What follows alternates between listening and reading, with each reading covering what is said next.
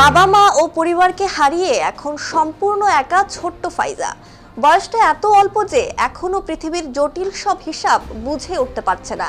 সে জানেই না তার জীবনে আর কোনোদিন বাবা মা ডাকার সৌভাগ্য হবে না। সৌদি আরবে পরিবারের সঙ্গে ওমরা করতে গিয়েছিল ফাইজা। ফেরার পথে মর্মান্তিক সড়ক দুর্ঘটনায় বাবা মা ও দুই বোনকে হারিয়ে নিস্তব্ধ হয়ে গেছে শিশু ফাইজা। মামার সঙ্গে সৌদি আরব থেকে বাড়িতে পৌঁছায় ৮ বছর বয়সী ফাইজা। তার ছোট্ট শরীরে এখনো দুর্ঘটনার ক্ষতচিহ্ন স্পষ্ট, ঠিকমতো পা ফেলতে পারছে না।